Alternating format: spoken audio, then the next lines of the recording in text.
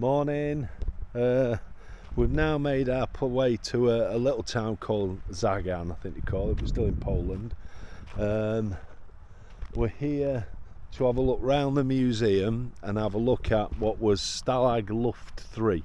So it's the place where the Great Escape took place.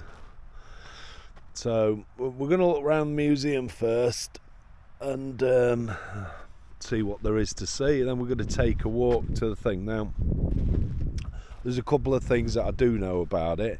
Is that one of the reasons why this place was picked, because what they wanted to do, I think he says in the film, is put all the bad eggs in one basket. So all those people that had tried to escape, they wanted to put all in one place. And they specifically picked this area because it's sand. It's very sandy, it's very difficult to dig a tunnel with because it would just collapse. Now, I think that's one of the reasons why it was picked for being here. But we're going to take a look around the museum, and then if it's not pissing it down with rain, we'll actually go to where the camp itself is. Thing also that you have to remember, although they were allies that were here, they were all airmen, so they were all part of I wouldn't call it necessarily the RAF because that's a bit unfair, but because there were Poles and all sorts of other countries, parts of our allies, but they would have fought under that same flag. So I suppose they were all pretty much RAF that came in, hence the RAF flag that's flying. I think that's a mock-up of Hut 104. Okay, there's a mock-up here of a few bits and pieces. We're going to do most of the outside as we can today. There's a tunnel that we can actually go through, which is a mock-up of what Harry looked like, but it was covered a massive area, and we've just found out that actually there was an awful lot of Russians that died here, and that was because they didn't sign up to the Geneva Convention. So anyway, this is a mock-up of a section of Harry, Tunnel Harry. So there's a rail line along it,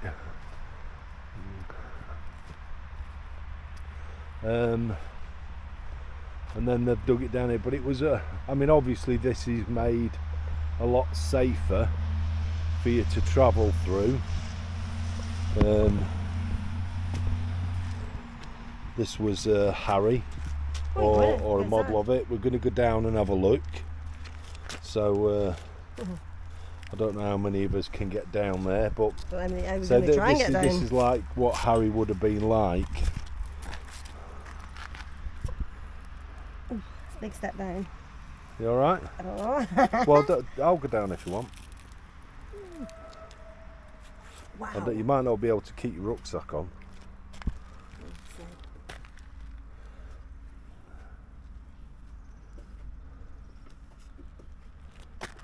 Okay. Yeah, I'm in. Is there enough room down there for me? Yeah. Okay, let's get down there.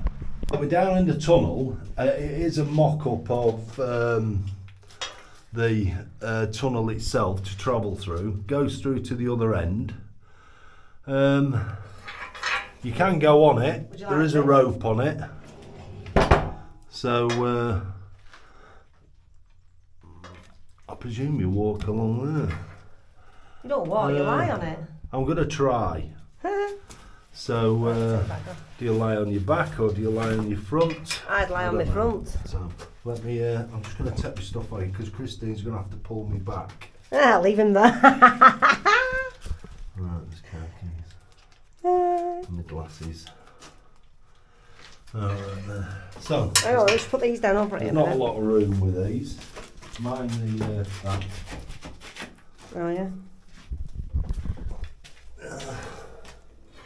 You're very brave. Well, you've got to do this, haven't you? If you can. It's not so easy to get on as what you think. No, I didn't think it would be easy to get on. I think I'm a bit old for this. Go on, you can do How it. far back does it come? It comes just to here. There. To there. Yeah. Well, You're on, kinda. Yeah, there you go, you're on. Hang on. So, I'm presuming you pull yourself along like this.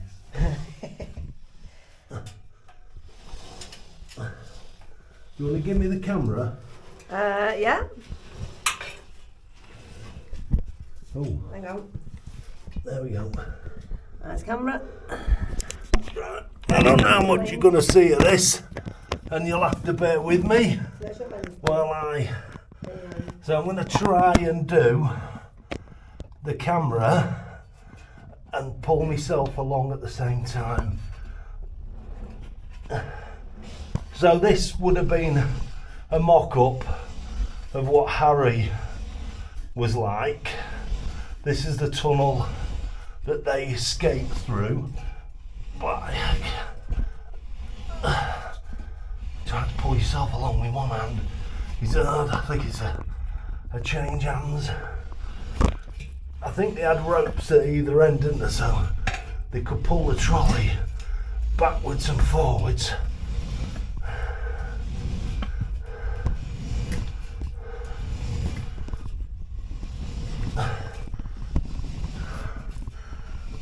Oh, it's a lot further than what you think. No, I'm trying to hold the camera and run through that. Right, there was 3 tunnels originally. Harry was the one that they used for the... Oh, bloody watch is coming off now. Put that there. It was the one that they used to do the actual escape. There was over 70 that escaped. I think it was 76.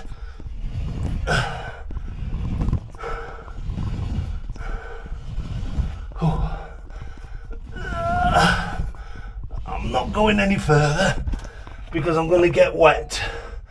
Now I'm hoping Christine, I'm hoping she can pull me back. Here we go. Go on then. Oh.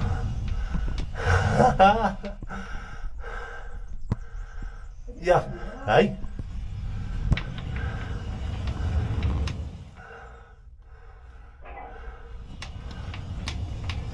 So Christine's on the rope this time, and I think it was actually ropes that they actually used. You trying to say I'm fat? No, I didn't have it. Oh. Different. I think Christine's calling me fat. It's a long way, isn't it?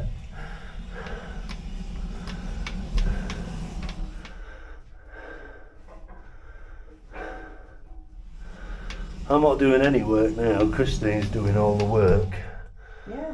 Pulling me through. I said this is a mock-up of it. The original one would have been all wood. And the area is very, very sandy. So there must have been a lot of cave-ins and such like.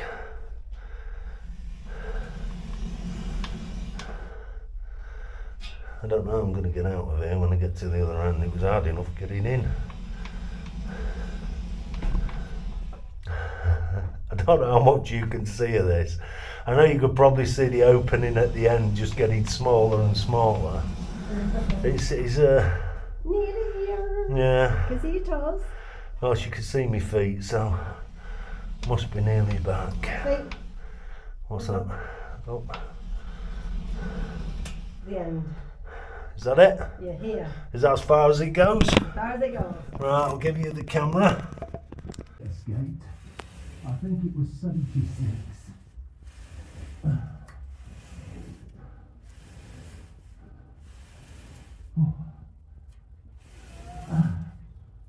not going any further because I'm going to get wet. Now I'm hoping Christine, she can pull me back. I'll try. There we go. Are you moving? Why? Are you moving? Oh.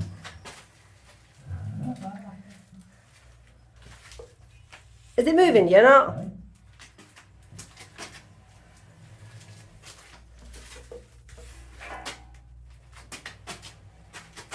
Christine's on the rope this time. I think that's the rope that they actually use. You're heavy? It goes down flat. No, I said you're heavy. Oh. There's a difference.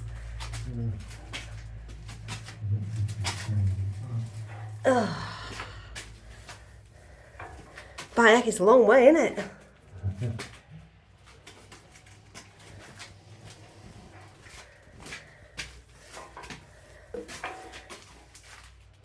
I'm not doing any work now. Christine's doing all the work. Yeah. For this room. I said this is a mock-up of it. But the original one would have been all wood. And the area is very, very sandy. So there must have been a lot of cave-ins and such like.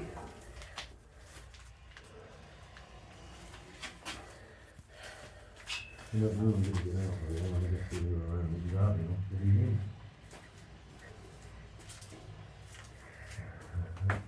How much you can see of this. I know you could probably see the opening at the end just getting smaller and smaller. Nearly here. Yeah. Can see your toes. Well, you can see me feet, so must be nearly back. Watch feet. Lift up. The end. Is that it? You're here. Is that as far as it goes? That's as far as it goes. Right, I'll give you the camera.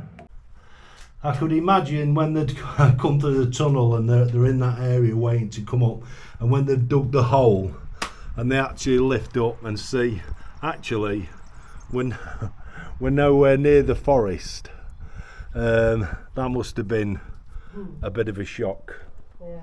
to say the least. Oh God, I'll tell you what, it's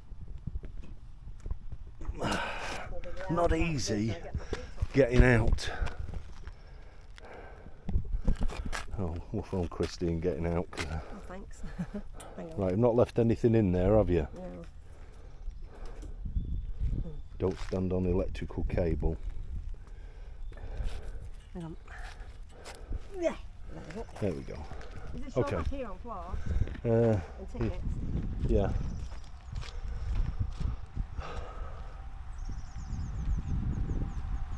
So, you'll be able to tell, well, how claustrophobic that was. I mean, that was, this is the length that I came. I got to the bit where it started to get wet. I wasn't going to go any further.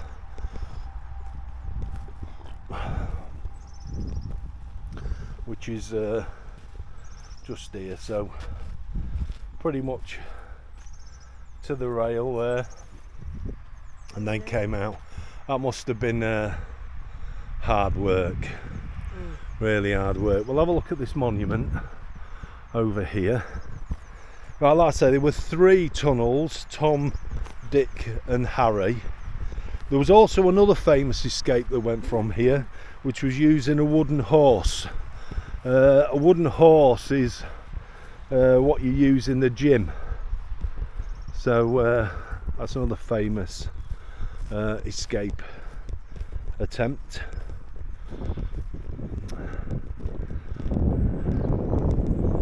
I mean, Stalag Luft 3 was actually destroyed. Do you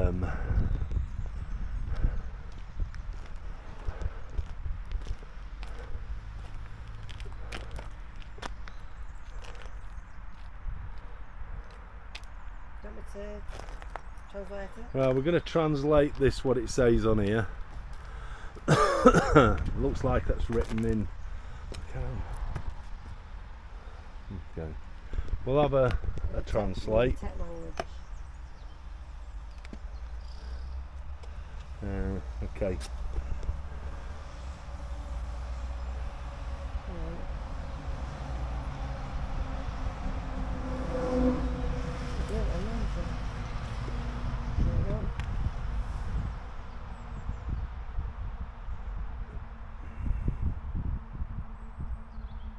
We're having a bit of trouble deciphering this.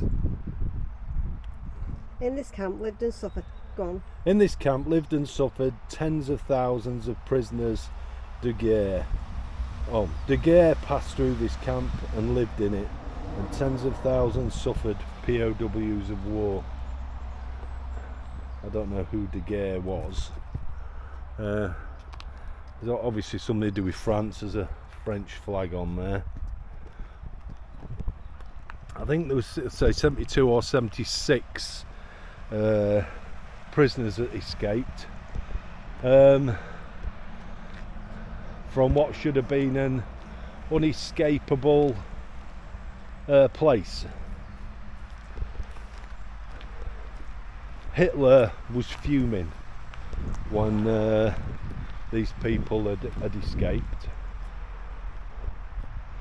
Okay, that sculpture there, it says this sculpture symbolises Stalag 8C prisoners of war who suffered and perished here in 1935, 1939, 1945.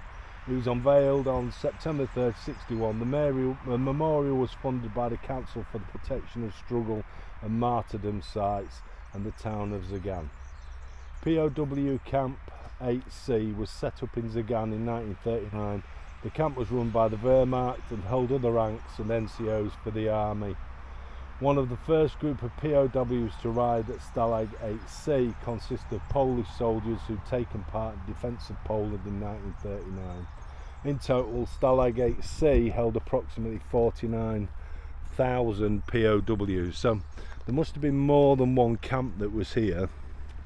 I do know that Luft 3 was run by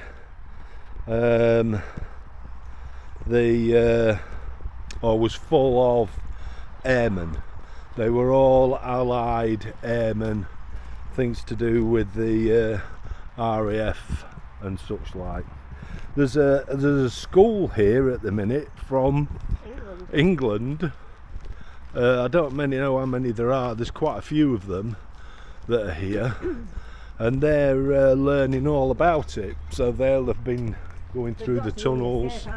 Yeah, they're doing the escape. I'm going to do the escape, get to the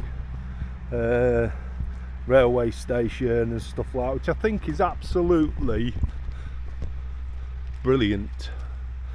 There's clothes hung up here. I'm not really sure if that's what the kids had got, I presume. Anyway, this is a mock-up of Hut 104. So I'll tell you a little bit about it. It's called Project 104. It says the replica of a hut. The reconstruction of a hut was made thanks to the involvement of the ex-prisoners of war, British military men, and the great number of museums friends. In the hut there are reconstructed prisoner rooms as well as temporary and permanent exhibitions. The parameters of the hut are to the original ones from the times of the camp's existence. So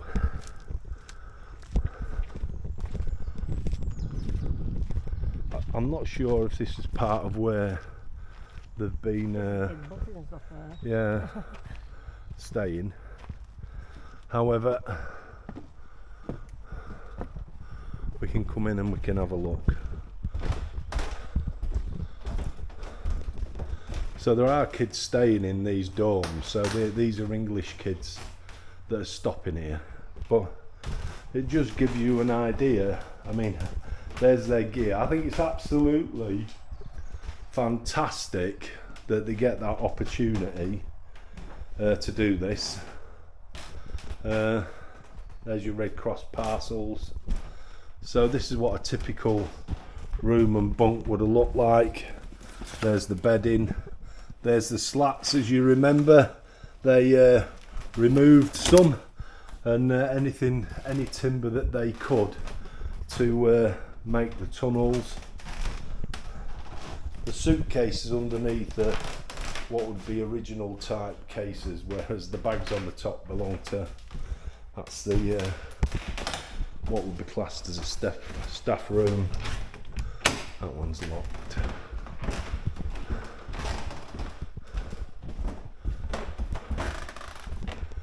This is they've got it I mean, this is where the kids are doing their work, I think, and learning about it. And I mean, they've been making documents. So if we have a look at this, they've been actually making documents for their escape. There's the quink, there's some cash. Here's a book, I think it belongs to one of the lads on here. Really, really, really good what they've been doing. And I think here they've been making the clothing. So they've all been taking part and eating chocolate biscuits by the looks of it. But making clothing, making documents, sorting money. Fantastic. Here's some uniforms. I mean, these would have been the RAF ones that were on there, but absolutely. I can't. I don't know if I prefer to see it like this, where kids are getting involved and learning about it. So this is what they call hut 104. I think 104 was the number of the hut that the main escape took place from. So there's all the baggage from the kids. These are, I think, clothing that they can use for their escape.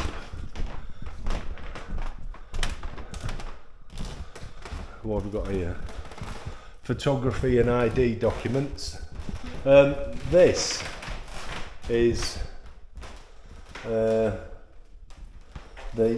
don't know if I can show you that. So it's how they pumped air through the tunnel, because obviously the tunnel, and being a long tunnel, would be no air in it, so they used that to pump air. And these cans that are fastened together on there, they used those to make like piping for the ducts. So there's a bit of a drawing of it there, and there's the tunnel itself. So we've been down like a mock-up of the tunnel. There's a person on this pump on here, and then that's where the tunnel went to. So this would be like a here's some artifacts that have been found from around this area, which would have belonged to a lot of the prisoners. Oh, it's from Tunnel Dick.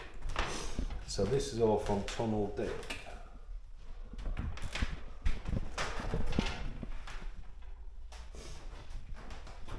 There's the actual, I mean, the trolley we was on was obviously like a made up thing, but they tried to show you what this is. So this would have been what they actually laid on.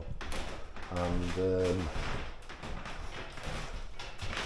there's the I would have had to try and put it onto runners, look.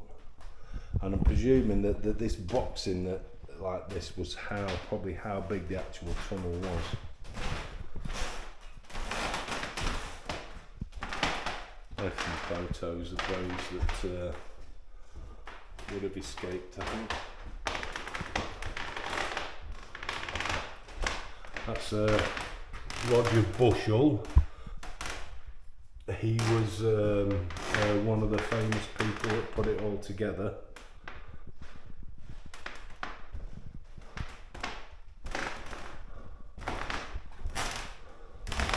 I wonder if they're all on here. 1, 2, 3, 4, 5, 6, 7, 8, 9, 12, 13, 14, 15, 16, 17, 34.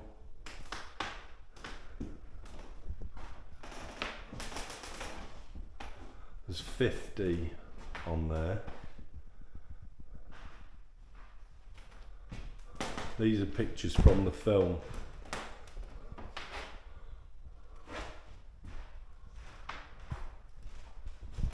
A lot of famous people in it.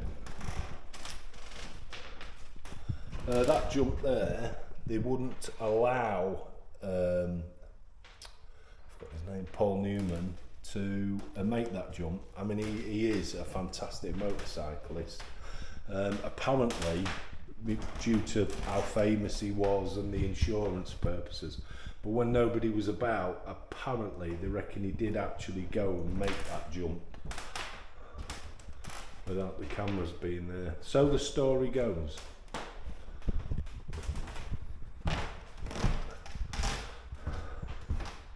So it must be the corridor then through with the things. Got this one as a female dorm. So this is where the girls are staying.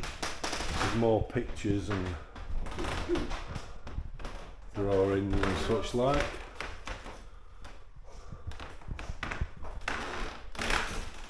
They're in here. There's not much in here, but these are where the girls are staying. This is the bit about the wooden horse. There was a film about that in 1950.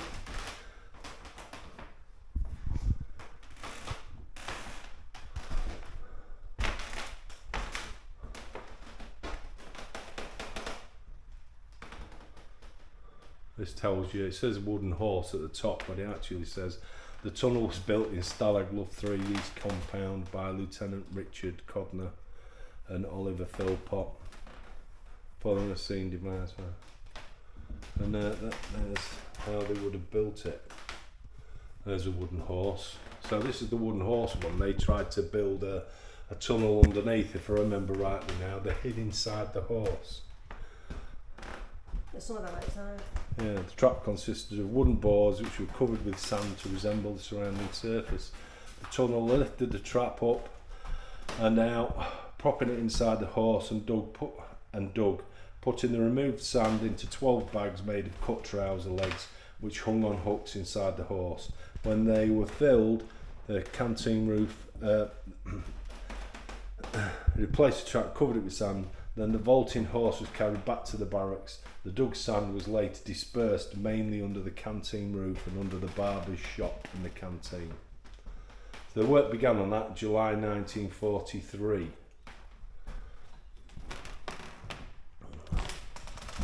Don't think there is anything in this, just a storeroom.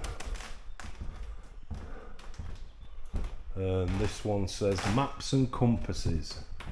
So I think what they've got the kids here is trying to make maps of the area and the compound. So you can see where somebody's had a pen out and they've been trying to draw out the maps.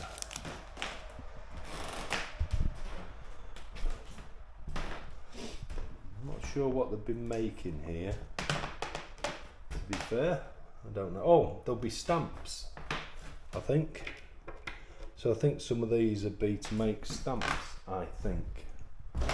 That's for taking photos. So, oh, compasses. Compass. That's how you'd make a... I just saw it said maps and compass. It said make a compass. So you could do that. You could use water. You could use various things and get it to point north and south. So what they're getting them to do is absolutely brilliant. So I suppose they're reliving it up there, although there's beds and things up there. I think in the original film, or what they would have done is they would have stored all of their sand and such like went in the roof space. I don't think that's what's up there now. That's as best as I can give you as a view. So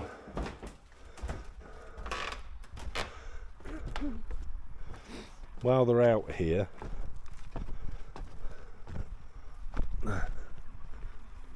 there's for the wooden horse, that would have been the fence that they had to get underneath, and this is what they've been doing. So it looks like they've covered the ground with the sand, and then these lads have had to try and dig it out underneath the that Fence. netting fencing thing. I mean, obviously you can't get them digging a tunnel, and this is what they've been using. Look, tin pan. It's got a frisbee here. I think they had them in World War II, but they've not got much. Whoop. They've not got much. And then digging that out, I presume what they do is that'll all get filled again. Just showing them how hard they must have worked. I actually think that is absolutely fantastic. I think it's really clever. I like the idea that it's interactive for the kids, so they can come, they could take part. At the minute, they're at the Air Force Base, learning about the planes, and especially the modern ones, the jets. I think they're going to the railway lines as well, to the railway, because I think that's where they've got to escape to. Absolutely brilliant. Turn left. Okay, that one. Oh, hang on a minute. No, it's not. Okay, sorry about that. There was two camps here. There was Stalag 8C, which housed mostly French soldiers, was one of the biggest POW camps. That was opened in 1939, and then in 1943, but in the spring of 1942 there was Luft 3 was opened. It was designated for officers of Allied air forces. In 1945, Stalag Luft 3 held more than 10,000 captive Air Force officers, RAF and US Army Air Force, so the Americans. Well, in 1943, the POWs of Stalag Luft 3 began preparing one of the largest escapes of World War II. It involved digging 3 tunnels in parallel. The tunnels were dubbed Tom, Dick and Harry.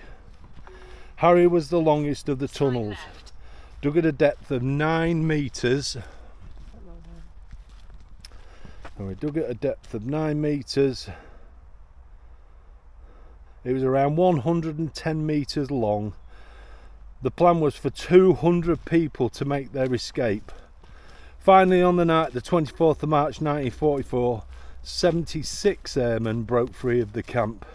It was the single largest breakout of POWs to occur during the war, and is known the world over as the Great Escape. Yet only 3 of the escapees were ever to make their way home. The remaining 73 were recaptured, and 50 of them were shot at the personal order of Hitler. So I think there was 50 photographs on the wall, and I think it was those photographs of the 50 that were shot. It must have been a really tough ask for the POWs, because is that the military or is the army there? Look, it must have been a really tough ask for the POWs, because we're in Poland. To get to the Allies, you've got to pretty much cross the whole of Germany, the total width of it. I don't think you could get much further away from home than what they've got from here. So I think, if I remember rightly in the film, there were, of the 3 that got home, I think 2 of them were something like Norwegians. There's the railway line here, so I think this is where they're going to get the kids to escape to, would be to this railway line, this platform. I don't think it's where the platform would have been for them in reality. However, I do think that this is where they're going to get the kids to skate to. So their job is to get to here. It's not used anymore, you can see it's all pretty rusty. It's in the town. The town is probably a couple of miles, I think. I'll have a look on my map and check that out in a bit. There's a railway station in the town itself. They would have been in the originally trying to escape to there. That's the second military vehicle we've seen in less than a minute.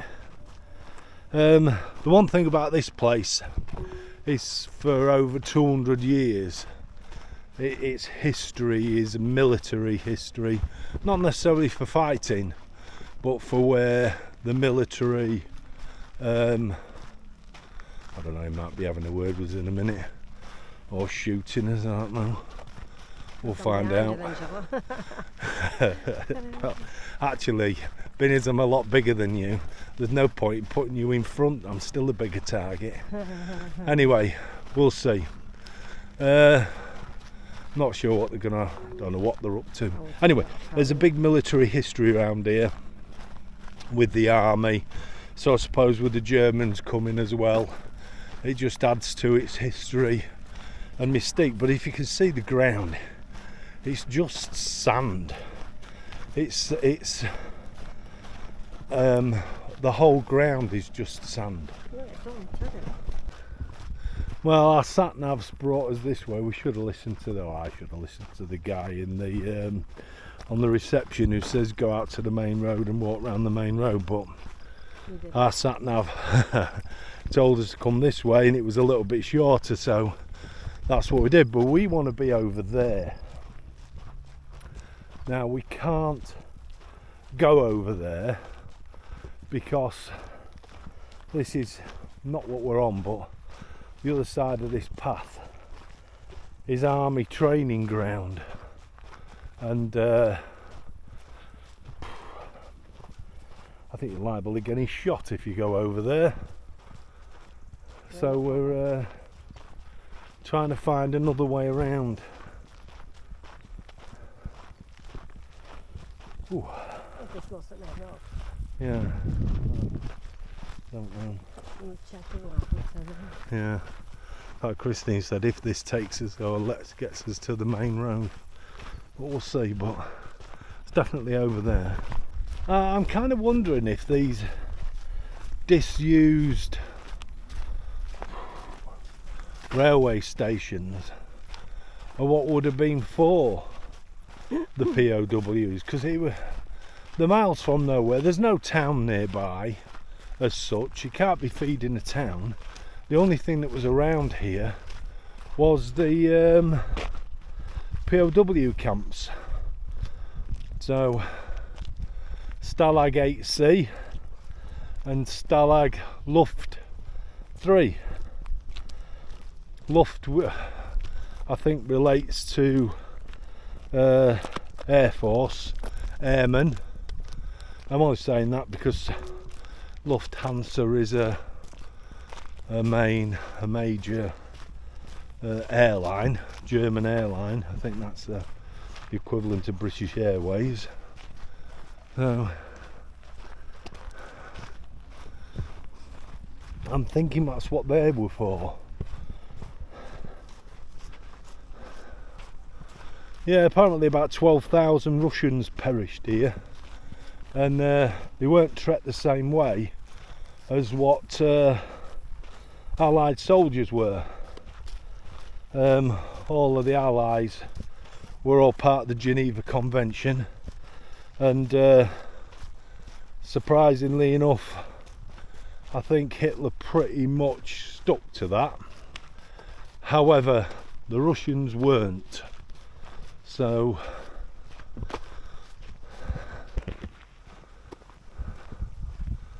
up here, so we're going to have a look up here. So the actual camp is probably where that car's parked, I think.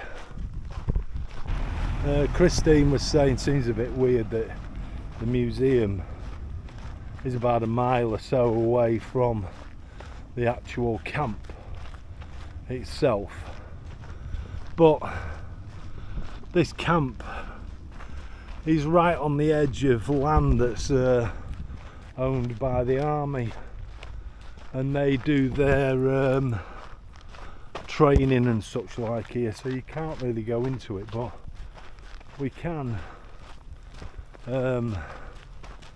hopefully find the camp, which is around here somewhere. Some parking up there, so we think maybe around there. We don't know.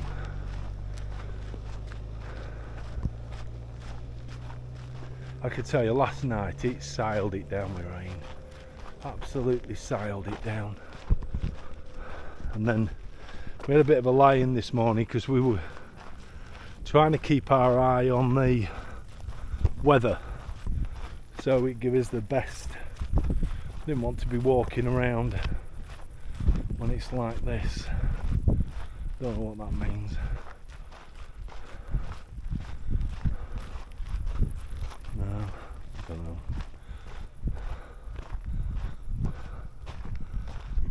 Made it to where Stalag 3 is, which is over there.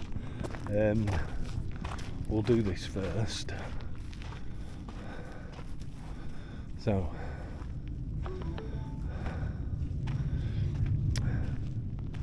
this is where in 1944 Harry the Tunnel ended, which is just before the trees.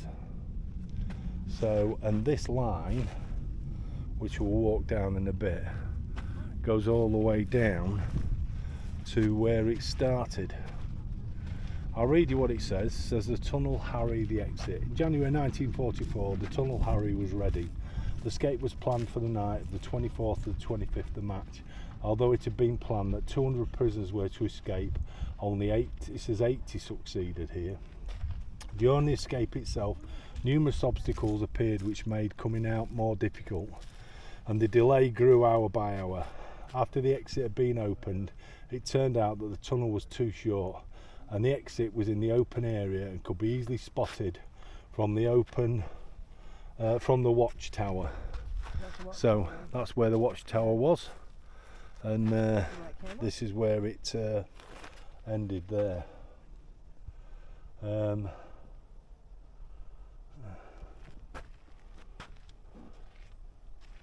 Too short, the exit was in the open area and it could be easily spotted from the watchtower. The tunnel collapsed several times, and additionally the lights in it went out because of the bombing alarm. At the dusk, the last 4 escapees were spotted by a guard, and the alarm was raised. 76 were lucky to get away from the camp. At the site of the exit, there are now stones commemorating the escapees. So, there. Okay, now. Right, and this is what the tunnel looked like. So there's a German prison guard there. There's a tunnel in relation to the hut. This is what it looked like. So, and it came down as far as here. So this is where it exited, and that's where the tower was. But this is the length of the tunnel, which is unbelievable long distance. I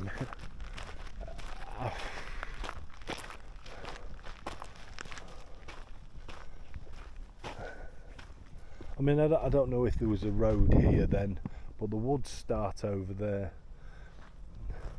This would have travelled all the way along here. We'll go the full length of it, and we'll come back and have a read of the board in a moment.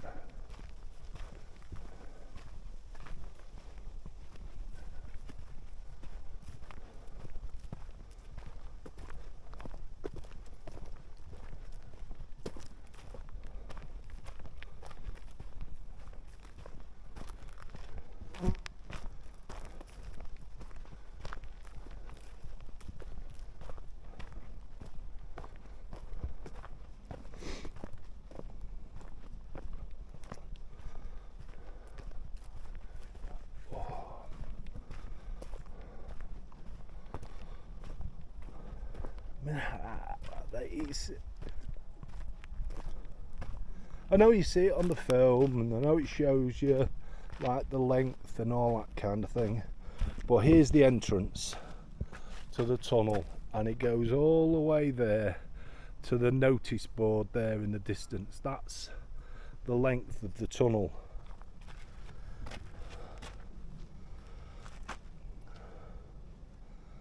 There's a couple of memorials to different people. Unbelievable. Don't know what these are. So the Great Escapers. So these are their names. So so this is from Norway. I'm not sure about the colours and the black, so I'm assuming the green are those that actually made it home, the black possibly those that were killed, and the blue being those that survived. So I think that would be Canada, Australia, Poland, Litwin. What would Litwin be? Lithuania? Not sure what country that is. I mean, just taking a guess at it, but that's how I reckon. Absolutely Lithuanian, yeah. amazing, yeah. I'm getting bit here. They're British. Okay, they're British on there. Well, if they're British, bushel, yeah. The black are those that were killed by the Germans, and the blue are those that survived. So all of those in black on the names on there are those that were killed for reparation for, oh god, I'm getting bit real bad here. South Africa's the last one. Yeah, South Africa, the last one. So, oh, I could tell you what, there's no wonder they wanted to get out of here. I'm getting really bit quite badly. I'll have a read about that in a minute.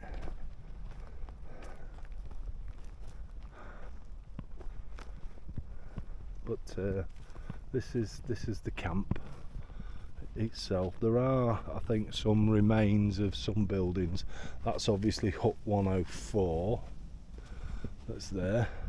I'll read that, what it says on there, in a second when they disappear. I can tell you there are some big biting insects here. There's no wonder they wanted to get out of here.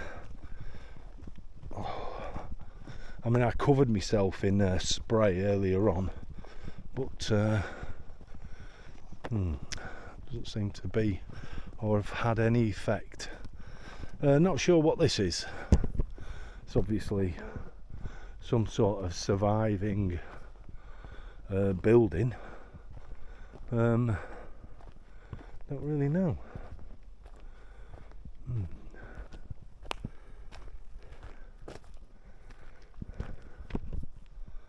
Not really sure. Don't know. Might have been an air raid shelter or something. Anyway, we'll go back and have a read, because I know it was totally destroyed at the end of the war, and so there wasn't really anything left here. We will have a read of the sign, that board by Harry. Then we'll go up and have a look at the where the wooden horse escape took place. If you remember, when they were digging out the tunnels, they couldn't put any more in the roof space, so they designed a thing where they could hide.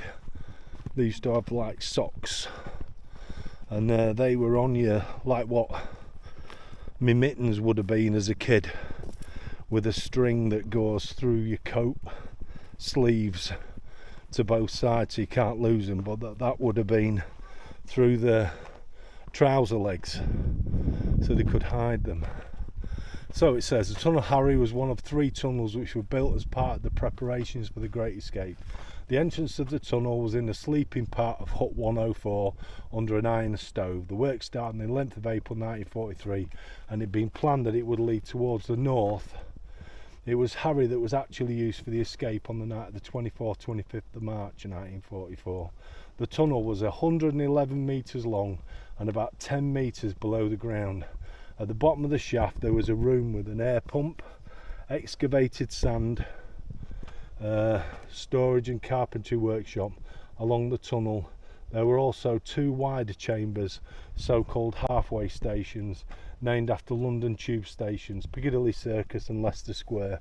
The tunnel had electrical light, and in its walls were covered with 2,000 bedboards and 45 bunk boards.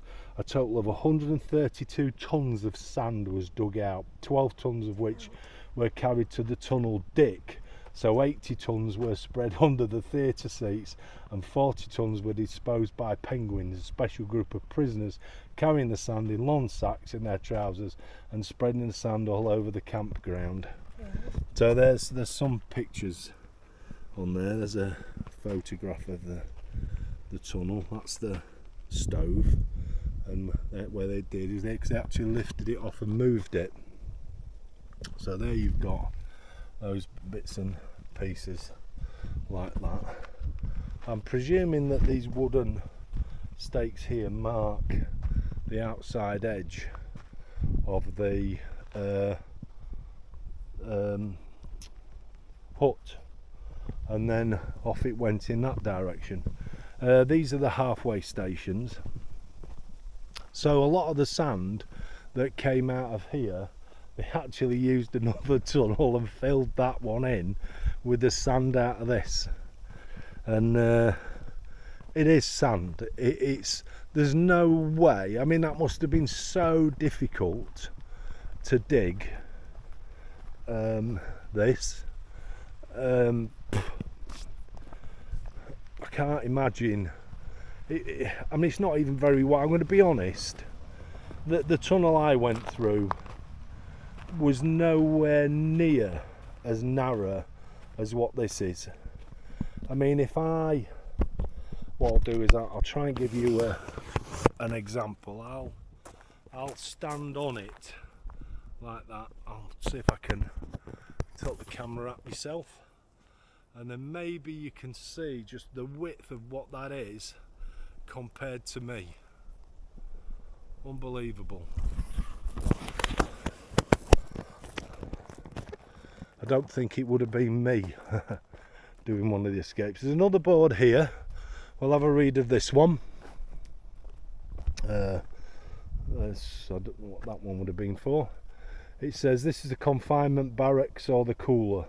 In POW camps there were confinement barracks to punish prisoners who broke camp regulations. They were punished not only for escapes but also for attempts to escape. The punishment was given according to the occupying army's regulations, but it could not be stricter than permitted by the Geneva Convention of 1929. The arrested prisoners were isolated from other prisoners and were not allowed letters and packages. Their food portions were also smaller than usual.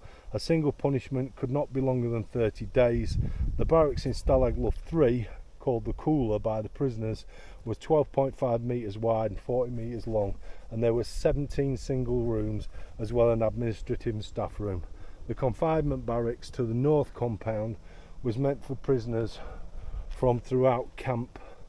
In the American film The Great Escape, Steve McQueen played with a baseball here.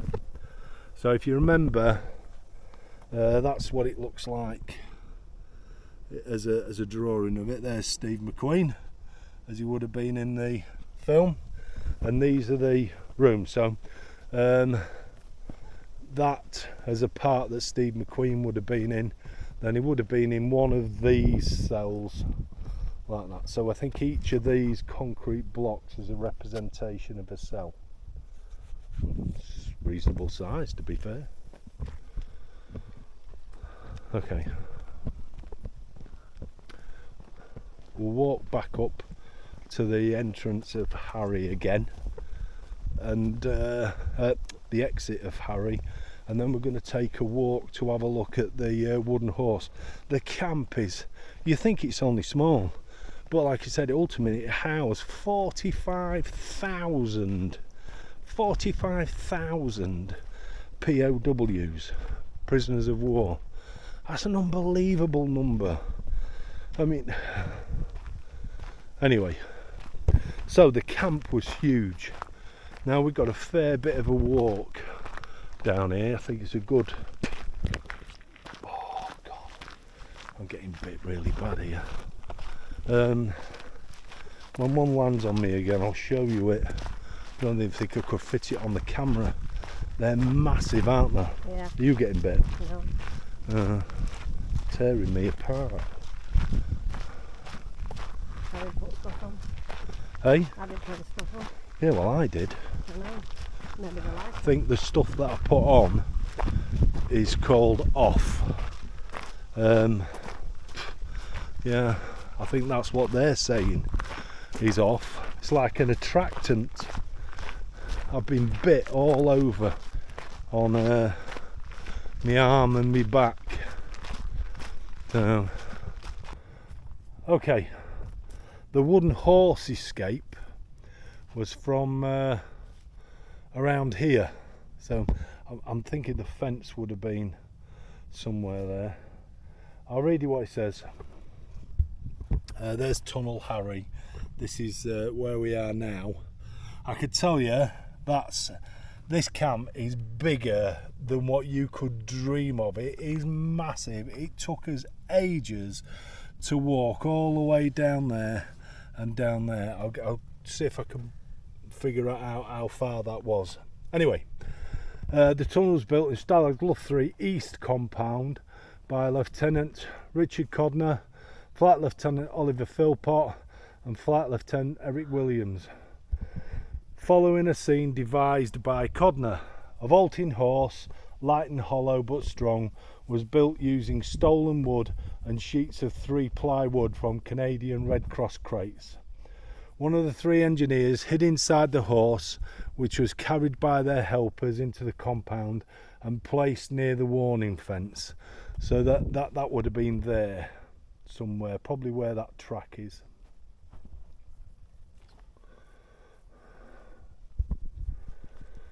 Whew. The track consisted of wooden boards which were covered with sand to resemble, oh sorry, I missed some out here. One of the 3 engineers hid inside the horse, which was carried by their helpers into the compound and placed near the warning fence, while other POWs spent hours vaulting as the lone tunneler worked. The trap consisted of wooden boards which were covered with sand to resemble the surrounding surface. The tunneler lifted the trap up and out, propping it inside the horse, and dug, putting the removed sand into 12 bags made of cut trouser legs which hung on hooks inside the horse. When they were filled, he replaced the trap and covered it with sand. Then the vaulting horse was carried back to the barracks. The dug sand was later dispersed mainly under the canteen roof and under the barber's shop in the canteen. Work began in July 1943 and was slow because only a limited amount of heavy sand could be carried away in the horse at one time. By October 1943, the tunnel was almost complete, and at 1 o'clock Codner went down its shaft to escape. As he still had to dig the last few feet, he was sealed in the tunnel at 2 o'clock when the horse was removed. At 4:15, Philpott Williams and Flight Lieutenant Alistair Mackay went out in the horse. Philpott and Williams entered the tunnel and were sealed in by Mackay. They spread the last of the sand behind them in the tunnel and exited at 6 o'clock. The tunnel was 5 feet deep and about 100 feet long. The exit was 15 feet outside the perimeter fence. The trio made their way by train to the Baltic. Philpott headed to Danzig, Gdansk, while Williams and Codner, posing as French labourers, made their way to Stettin. where they eventually managed to make contact with the Danish resistance and gain passage on a ship to Copenhagen, and thence to Gothenburg in neutral Sweden. There they met from Sweden. All 3 officers were repatriated to Britain. Mr. Line. They met Philpott there. Oh, there they met Philpott there, who'd been able to travel more quickly to Sweden than via Danzig. From Sweden, all 3 officers were repatriated to Britain, and there they are. So, the wooden horse would have been, I'm presuming, here. There's no actual marks, it's a rough area, so I'm presuming here. And then they went 15, was it say 15 feet? Is that what he says? Gunshots. Work began. I can't find how long it was now.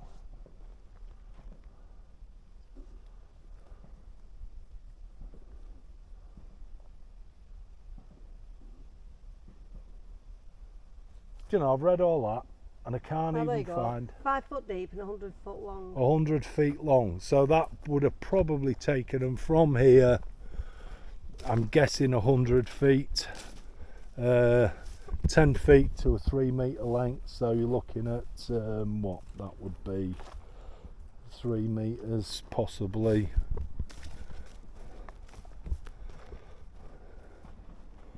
6.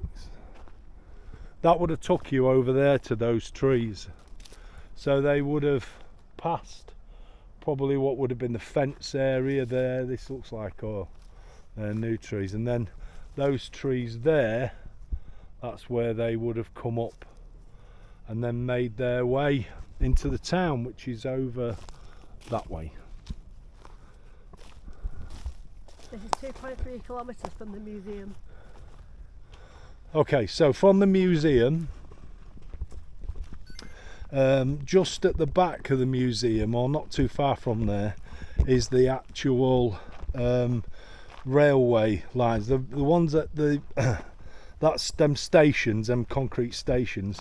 They are the stations that they used for the prisoners when they arrived. That's where they would have got off.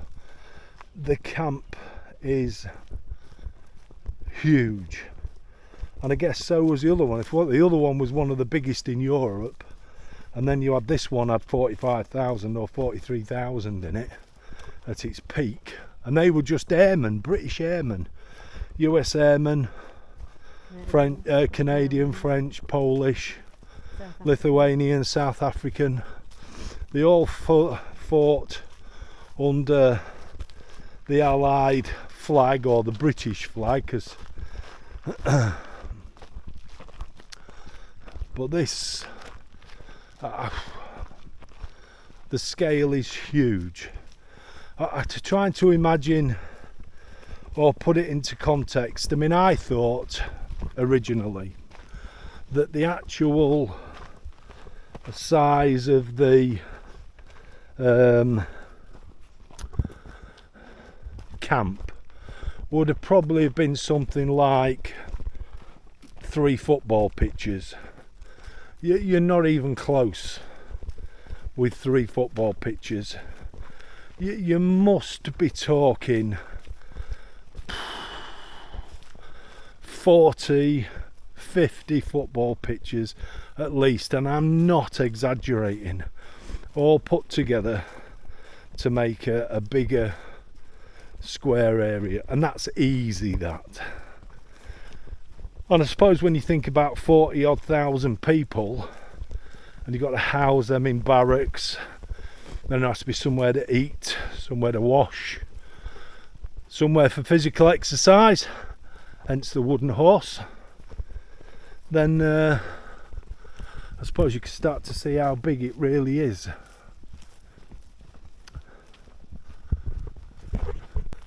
And during the escape, not everybody had everything. Although we saw where the kids have been making documents and everything for their escape and preparing for that, and the money and things, you couldn't make enough of that stuff good enough for everybody. It was impossible. So the people who they felt had the best chance of succeeding were given the best help, the best gear, so the best documents, the best clothing, that kind of thing. So people who, I don't know, if you spoke fluent German, you'd more chance of getting away with things than say me, who can't speak,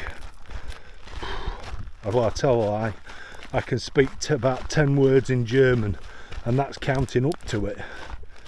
So I'd have no chance. I'm probably going to get caught. So you don't waste the documents on people like that. So documents are given to those with the best chance of surviving.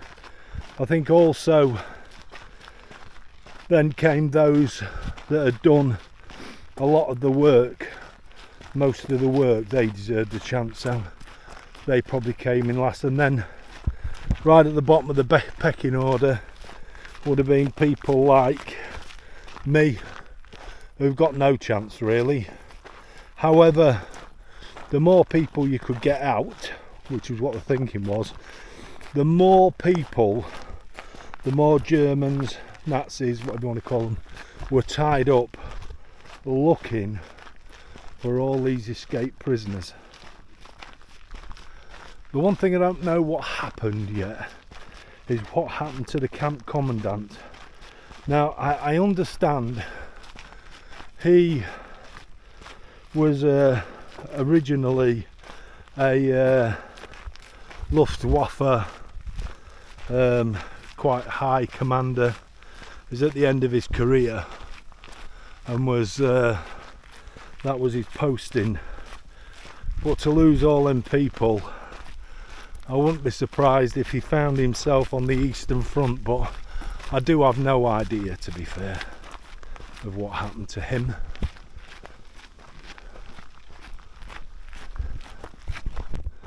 Napoleon soldiers. Okay. A little bit extra on this.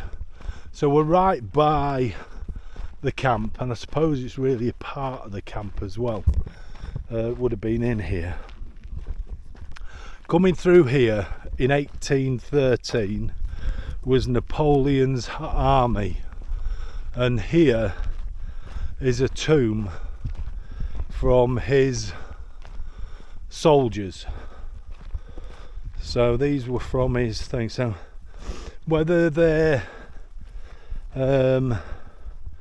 returning from the Russia campaign or whether they're on the way to the Russia campaign, I don't know. But that's what this is. This is a tomb of Napoleon's soldiers from 1813. I will read what it says. It is in the camp itself, so if we look there, look, there's the camp, or a part of it, and it says, the Napoleon soldiers' tomb. In 1813, during Napoleon Bonaparte's army withdrawal from Russia, around 100 soldiers died. They were buried outside the town in the forest area. In 1908, the monument was raised commemorating the dead soldiers. There was a tablet with the inscription in German and French giving information about the soldiers. On the top of the monument there was a cross with the inscribed year of 1813. During the World War II, the monument was within the area of the west compound of Stalag Luft 3. It was destroyed only after the war. So that was actually here at the time when the prisoners were here. And it's only after the war that it was actually destroyed. So this was in the camp itself, and this is what we've got now. So there are, within this, it's marked with stones, 100 of Napoleon's soldiers, and this is all that marks it now.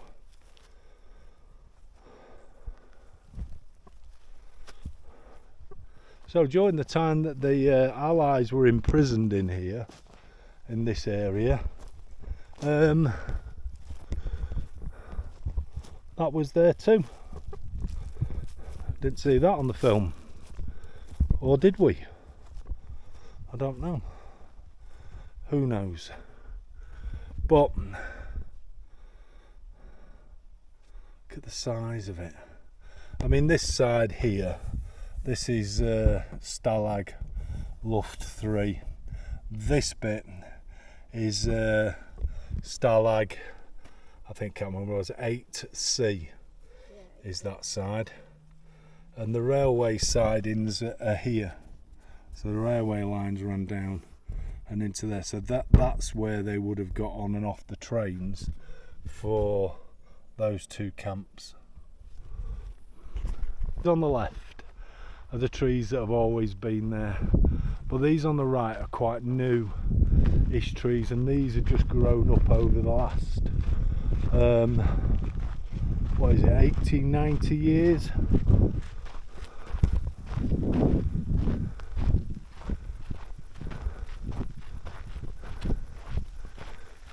Yeah, 80, for nearly 80 years. That bit's all just grown up over.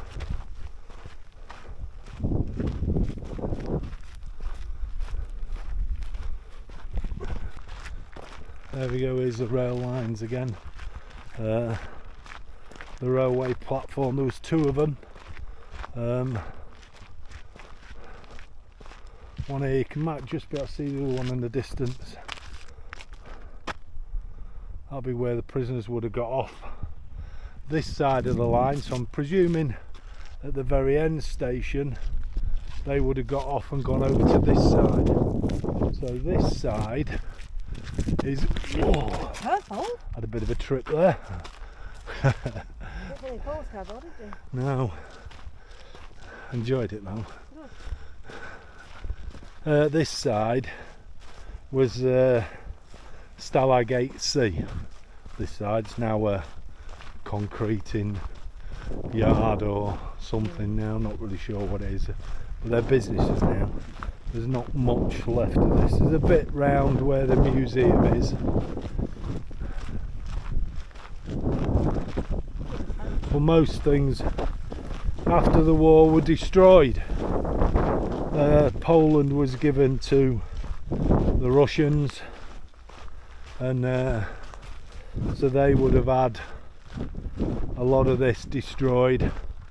There were thousands of them that were killed, murdered on this side.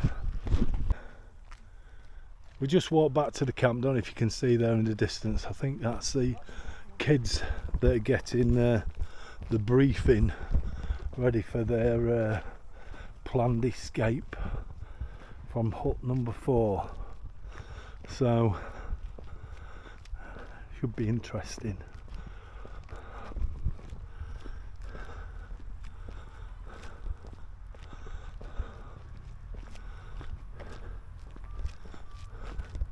Anyway, we're going to have a bit of dinner now, then we're going to have a look inside the museum. I don't think there's a lot for us to see, but we're going to take a look in there.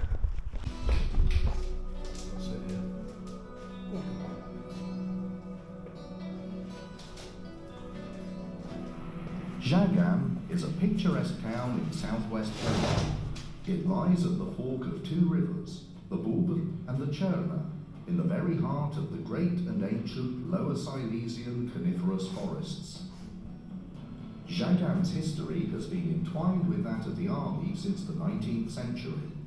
At present, the 11th Armoured Cavalry Division is stationed here, and Jagam itself is known as the home of the Polish Tank Corps.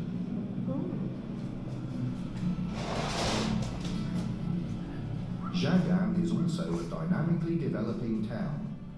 Investors will discover a friendly atmosphere here, tailor-made for establishing a new workplace built around highly qualified local personnel.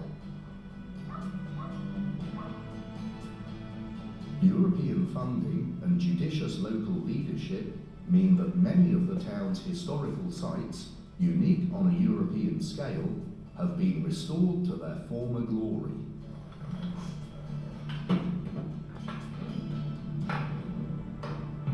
In the past few years, a number of new sports and leisure facilities have been built, along with a modern Railroad.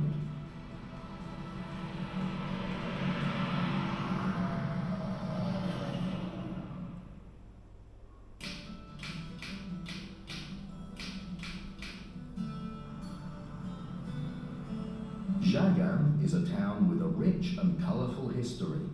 In its time, it has belonged to the dukes of the famous and noble Silesian family, the Piasts, to the Crown of Bohemia, and to the Austrian Empire.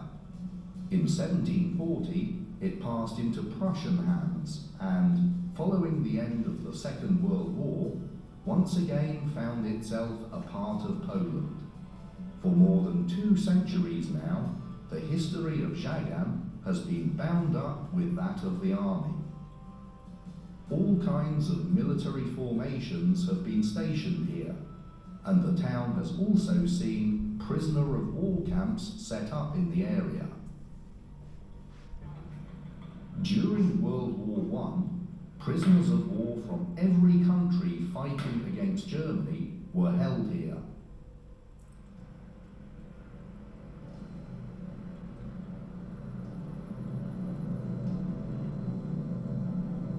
Then, in 1919, the captured participants of the Wielkopolska uprising were imprisoned here.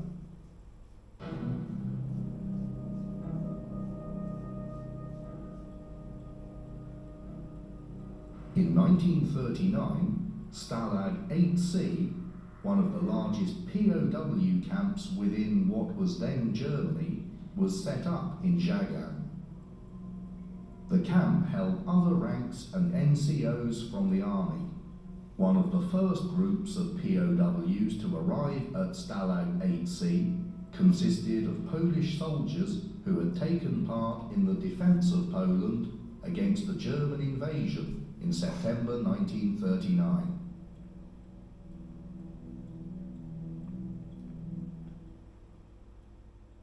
In total, Stalag 8C and its subsidiary camps in the area held more than 300,000 POWs of 30 different nationalities. Around 120,000 of them were to die of starvation, sickness, and maltreatment.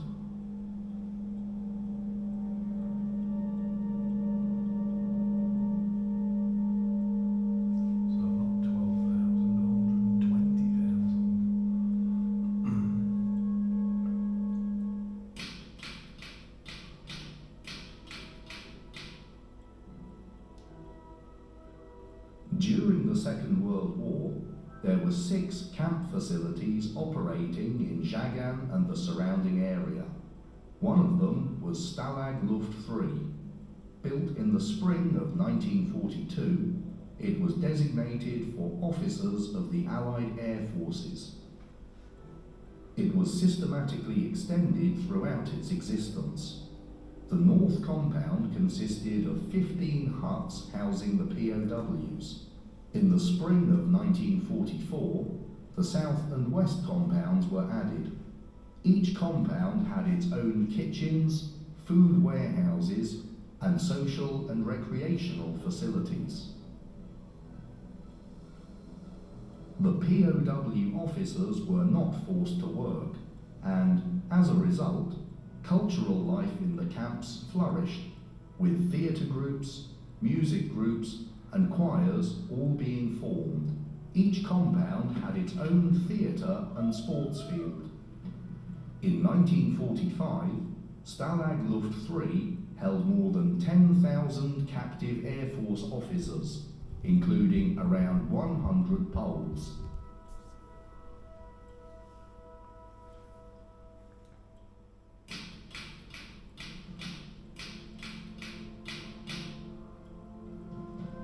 Its location meant that Jagan was an ideal place to hold POWs.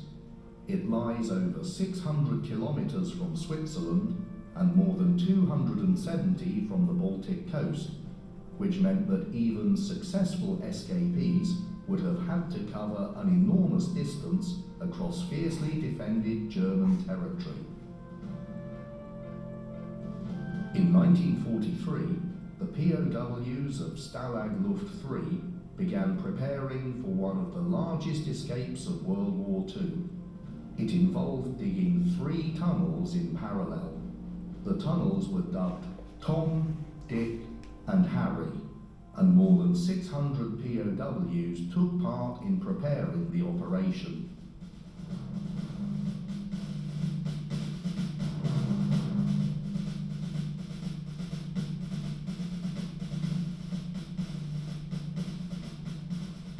Harry was the longest of the tunnels. Dug at a depth of 9 metres, it was around 110 metres long. The plan was for 200 people to make their escape. Finally, on the night of the 24th of March 1944, 76 pilots broke free of the camp. It was the single largest breakout of POWs to occur during the war, and is known the world over as the Great Escape, yet only 3 of the escapees were ever to make their way home. The remaining 73 were recaptured, and 50 of them were shot on the personal order of Hitler. Their mortal remains were brought back to Jagan and laid to rest in the mausoleum built by the POWs. After the war was over, the urns were taken to the Poznan Military Cemetery, and there they rest to this day.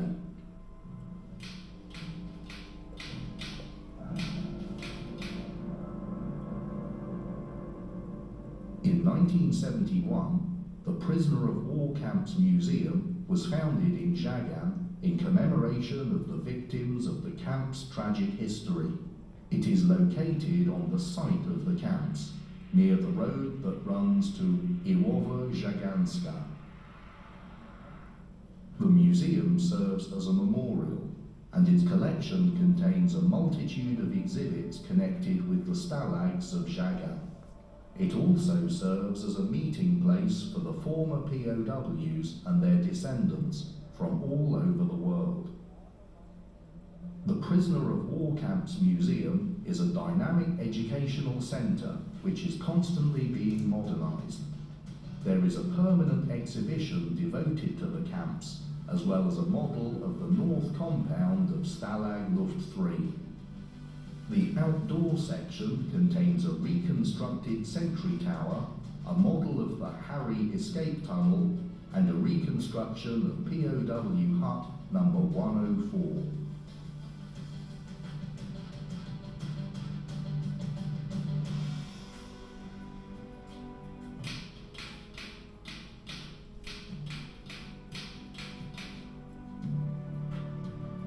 Open-air military reenactments are held at the museum. One of them reconstructs the escape from Stalag Luft 3, and it attracts history enthusiasts from all over Poland. Through their meticulous and realistic reconstruction of the details of wartime, these reenactments present the realities of camp life. The story of the escape from the camp at Jagan has inspired writers and filmmakers alike.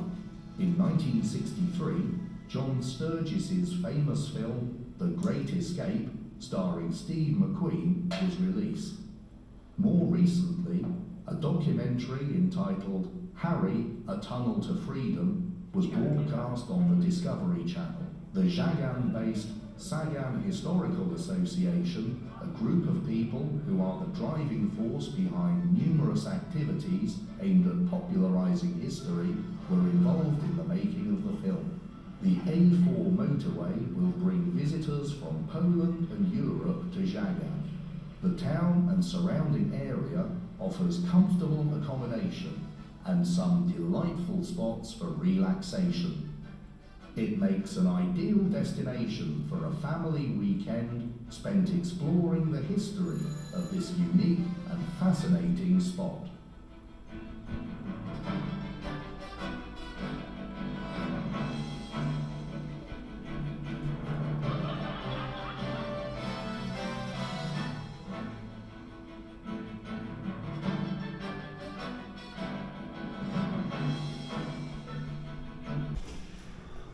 So we're going to have a little bit of a nosy around the museum.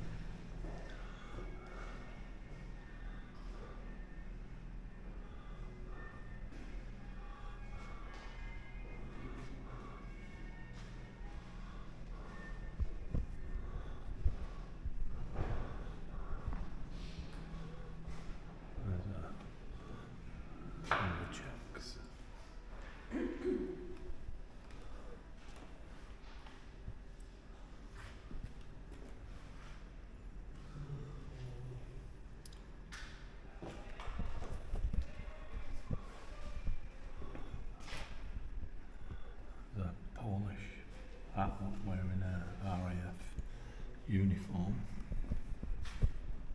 So Polish Air Force in Great Britain. Cravat.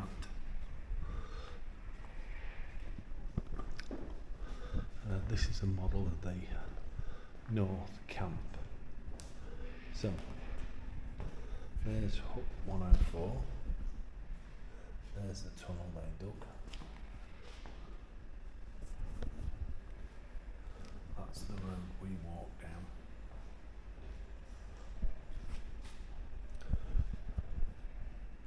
In relation to that, what that is, it was where we went on the other one, that was miles away from this, with a wooden horse. I think that's that big pit that was in the middle. This must have been where a lot of the water and things came from then.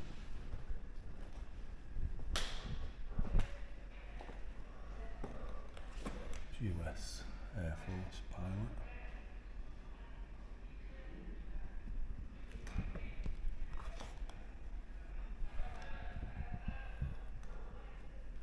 These were found in Tunnel George. Tunnel named George was started in the North Common of Stubble Loughrea. This tunnel was built as part of a camp defence scheme. It was thought probably by the prisoners that in the event of a German setback in the war resulting in chaos in the camp, the German camp staff or the retreating German forces would exterminate all Allied Air Force POWs. Alternatively, the camp staff might desert the camp, leaving the prisoners without food, water or light. On the direction of the senior British officer, preparations were made to address these contingencies. A riot squadron was formed, trained by officers of the commando and airborne troops. Polish PODs comprised an assault squadron. If necessary, these squadrons were to rush out of the barracks, overpower the German camp staff and take control of the camp. Tunnel George was to be used for a mass escape. The situation never arose, but the tunnel was ready for use. The engineer in charge of constructions was at Canton again. The tunnel's trap was constructed under the theatre's wooden auditorium floor. We've seen inside what barracks and what they look like. So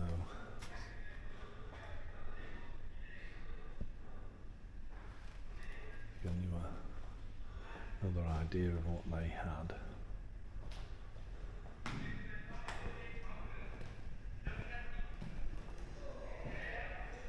So there's some of the artifacts that have been found around here.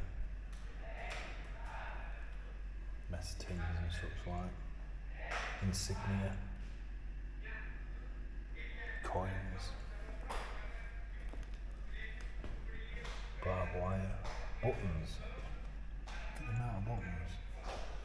That's French infantry coat and helmet.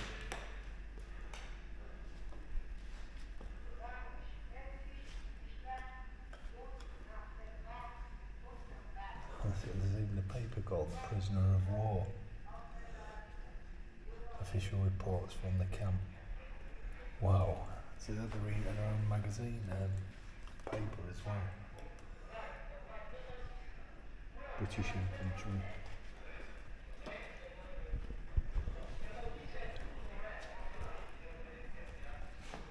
More spoons, billy cans.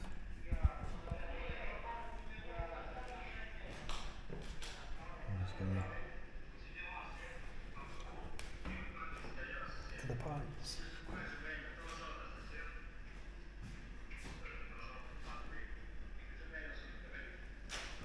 I guess in them files were some sort of drugs they would have been.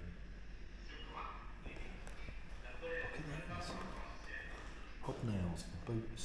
So the boots and hobnails make the boots last longer. Wow. More cutlery, shaving gear, scissors, bottles, combs.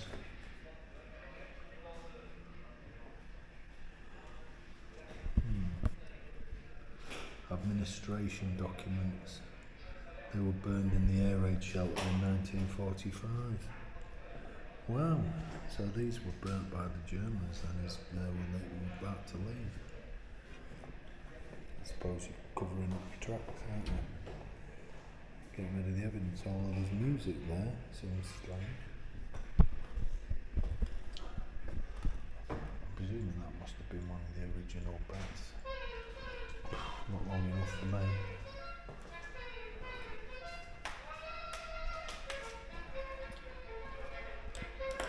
Sydney.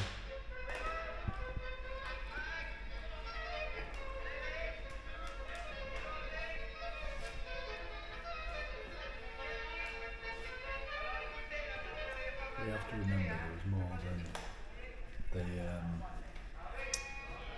Stalag Luft 3. There was that Stalag 8C. All buttons.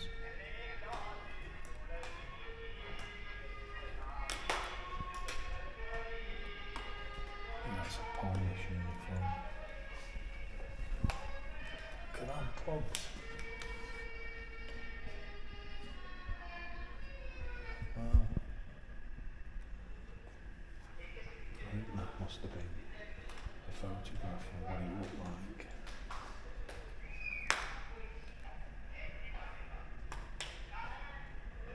And these are some of the documents. If you remember, the documents just like when kids were trying to forge.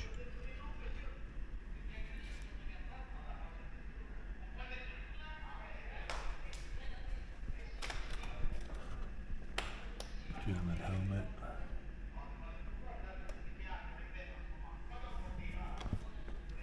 German uniform.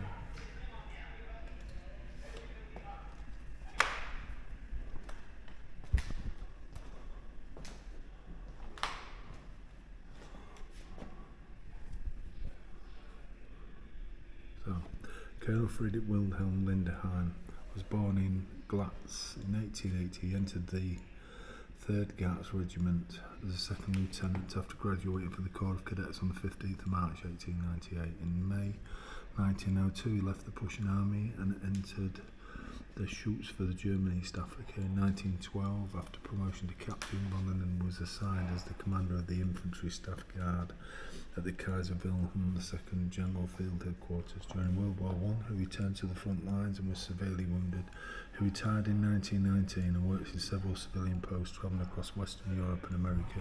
He spoke 5 languages. In 1938, he was called into the General Staff of the Air Force, and in 1940 he was appointed head of the section Foreign Air Forces West. In April 1942, von Linde was named commander of the POW camps of the Air Force and also commandant of Stalag Luft 3 in Sargent. The position of commander of the POW camps of the Air Force was terminated after an inspection of POW affairs in the Air Ministry was created. On 21st of October 1942, von Linden was only the commandant of Stalag Luft 3. After the Great Escape on the 24th of March 1944, he was accused of disobedience during wartime, leading to damage to the Reich, court-martialed and sentenced to 1 year in prison. He feigned mental illness to avoid imprisonment and spent 1 year in a hospital in Galitz. He returned to Saigon in January 1945 to fight against Russian troops. Von Linden was wounded and later surrendered to the British forces. He was in prison for 2 years at the British prisoner of war camp in London. He died on the 22nd of May 1963 at the age of 83 in Frankfurt. I did wonder what happened to him. There's a tunnel again.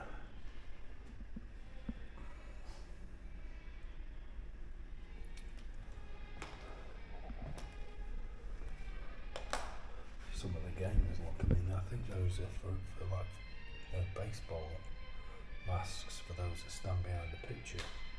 That's what they remind me of. Dominoes, marbles, chess, drafts, the pegs for something, chessboard there, cards, golf. Can't believe there's a golf club. Ping pong.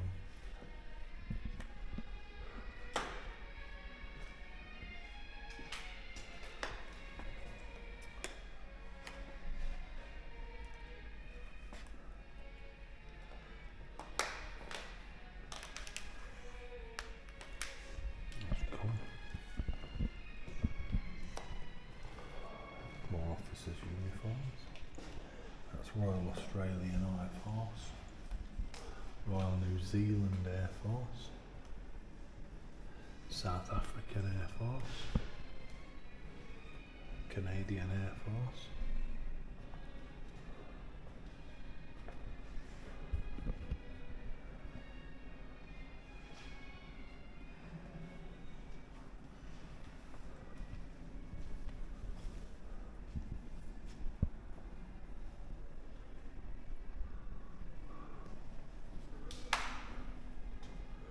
United States Airmen.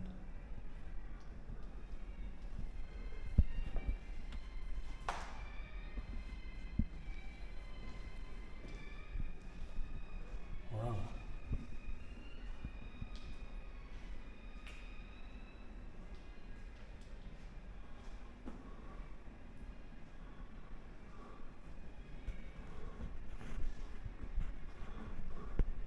Okay, there's a war cemetery there. That one is a Russian one from World War One, and then actually there are some French graves in there and Italians from World War Two. They were from the other Stalag sea camp. So this is the memorial. It says, erected by the prisoners of war of the Allied Air Forces, honoured memory of their comrades who died at Stalag Luft 3 during the war, 1939-19, and it's got a 4. So this was done before the war ended, because there is no 5 on the end of 1940. So they didn't know when the war was going to end. So the war was still on when that was actually made. I think it was moved here from where Stalag Luft 3 was, but they obviously didn't know when the war was going to end, and it was in memory of those, I think, more the 50 that died. This is a proper memorial, so in memory of the officers who gave their lives March 1944, and there should be 50 names on here. No,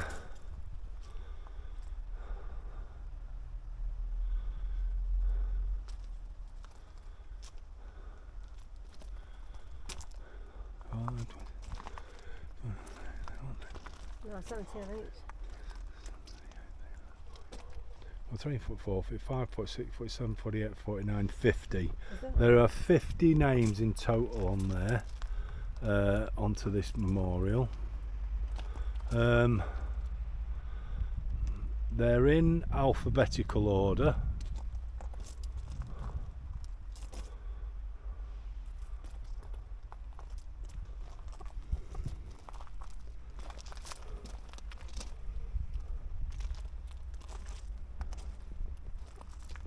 So there's some more memorials that are down there.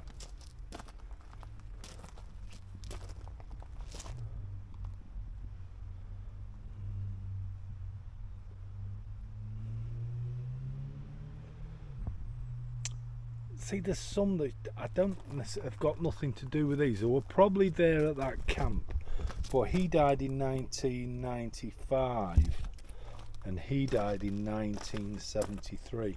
So although they come here to as memorials, I presume people have brought those because this is where they were. This is where they were based. So that's the memorial to the basically the 50 that died.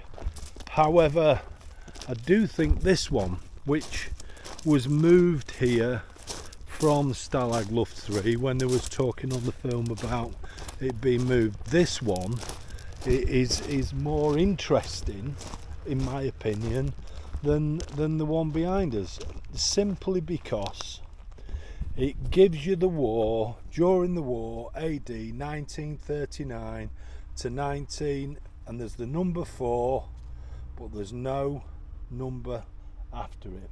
So it doesn't say about when the war ended.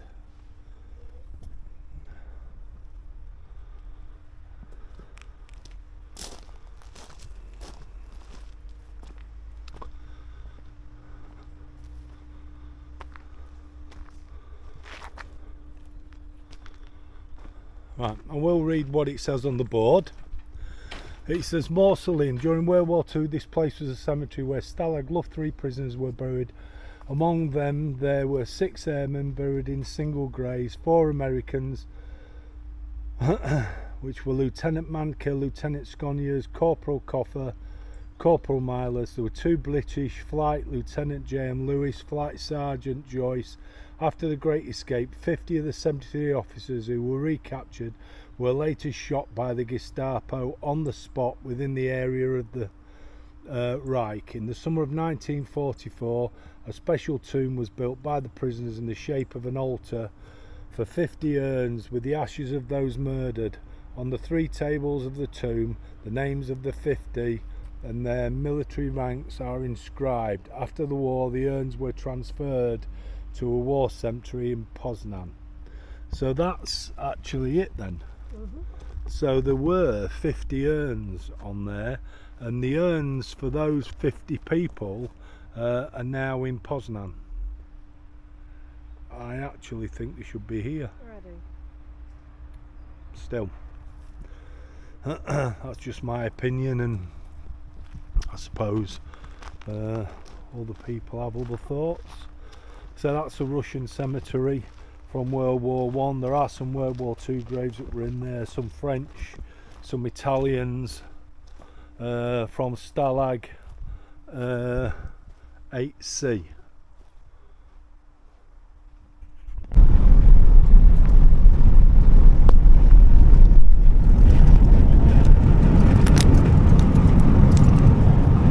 Waggling about there was Christine unplugging. We're heading for that statue over there. In 800 metres at the junction, use the right It's a lane. big Jesus statue.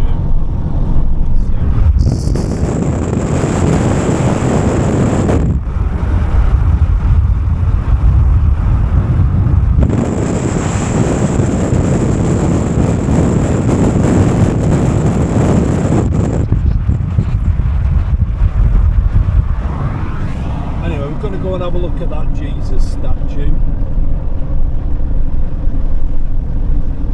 We don't like the way Continue for 800 metres. I suppose it does make it. That's where he's going.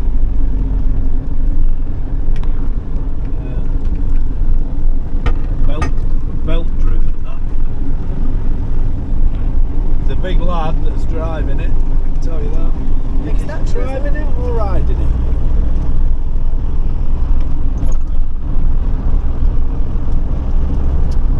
In 400 metres at the roundabout, take the second Oh, have you exit. got at the top? We're going to have a look at that. Oh God, it's not There's a door at the back. I won't go up.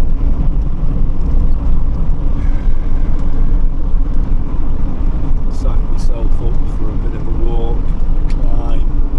Not done a climb today. I thought there was something funny going on.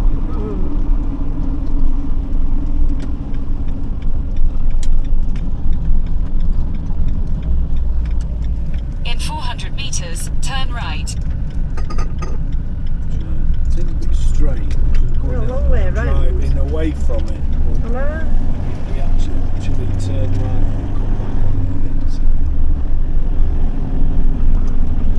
it. Okay, there it is. It is the tallest one in the world. We've just checked that out, so I was right again. I stand corrected.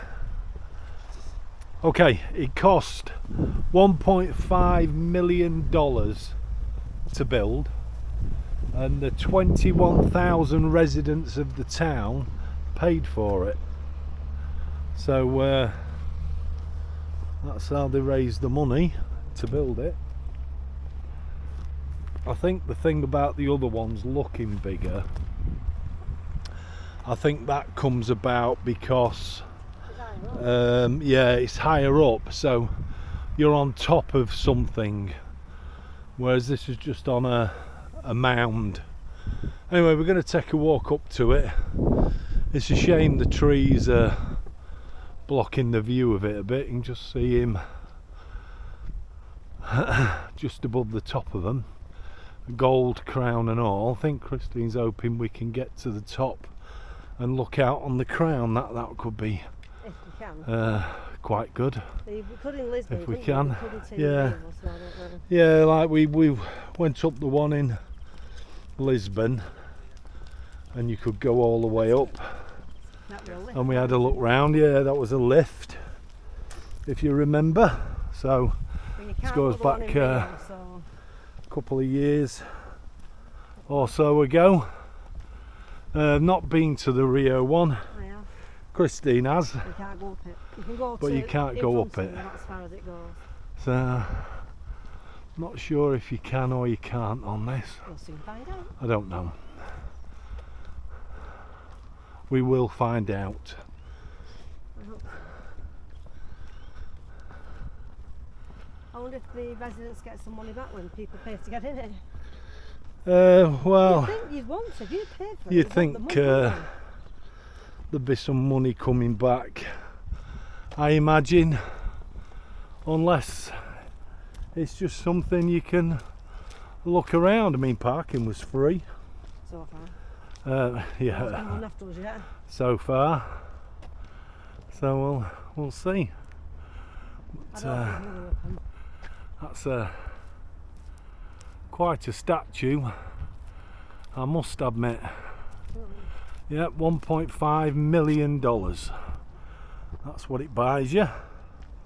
Well, at the time when it was built, I'd rather have the cash. Christine said she'd rather have the cash.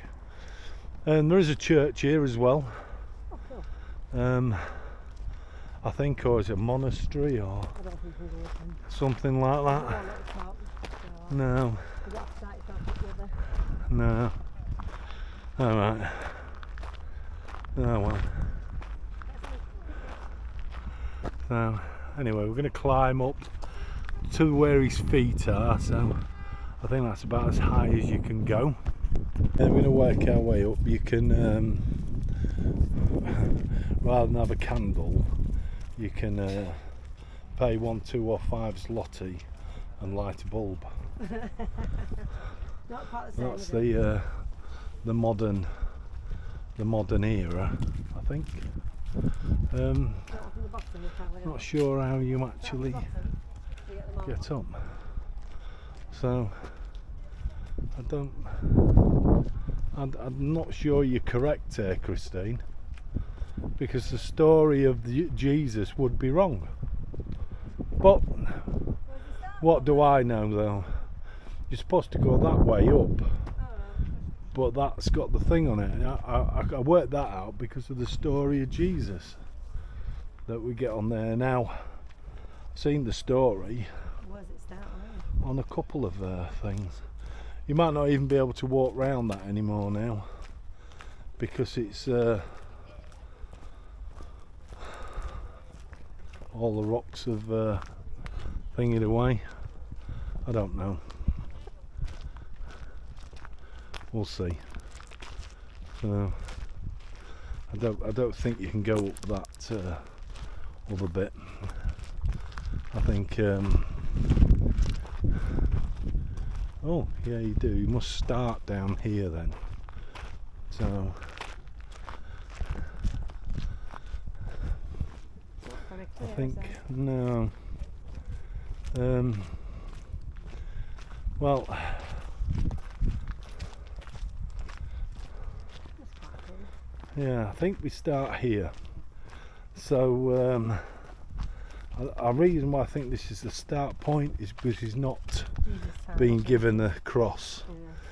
He's and that's with Pontius Pilate.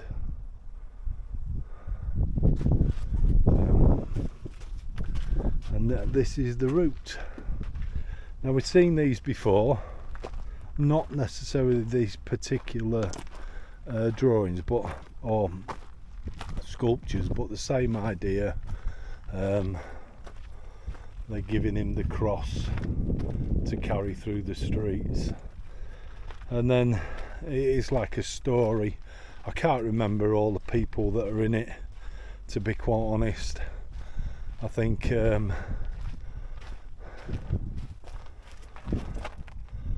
that's the one where somebody helps him. I think, not really sure. They're building a road up that way. I can't believe that they paid all that. There's the next one. And I'm not sure now who's who in the scheme of things. I know he was helped at one bit to carry the cross. Mary Magdalene turns up on one of them, I think. So does Mary. That's the person that helps him carry the cross.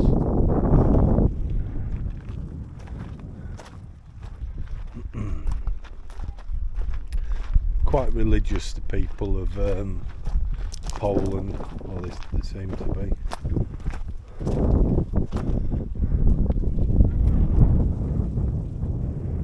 Yeah, they're all just following the story.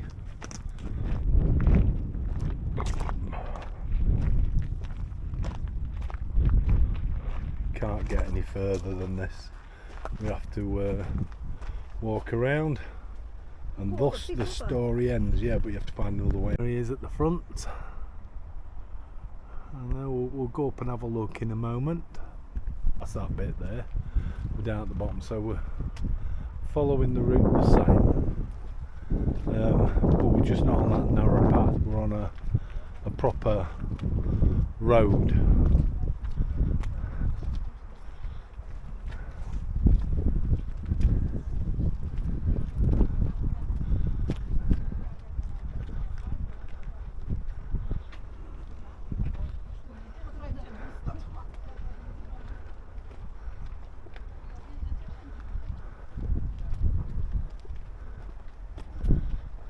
This is the part where they're putting him on the cross.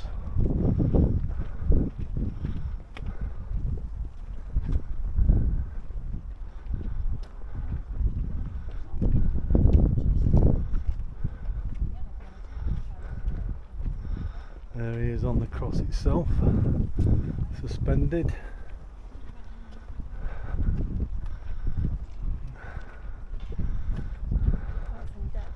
Yeah, that's where they take him down, and then this will be a representation of the place where he would have been laid to rest, I think.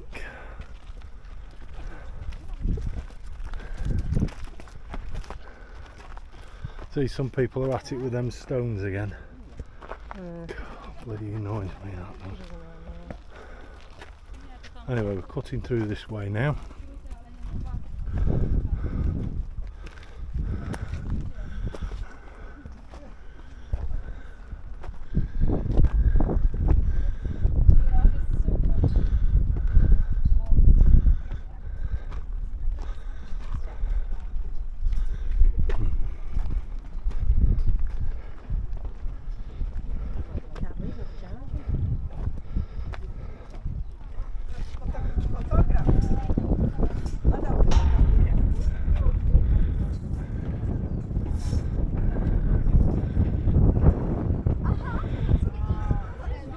So it's quite difficult to believe that the people of this town, which there was 21,000 at that particular time, was built in 2010, so let's say 15, 16 years ago, raised $1.5 million to build this from such a few people, and it's difficult to see from here. But,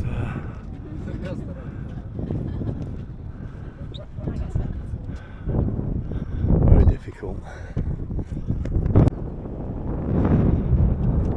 That's quite a good picture. What I'll do is I'll try and give you a different view of it, so you'll have to bear with me.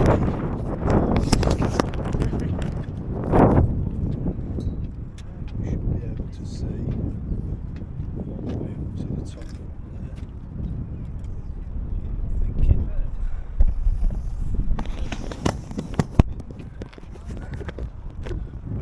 When you stood next to it, it's quite difficult to see.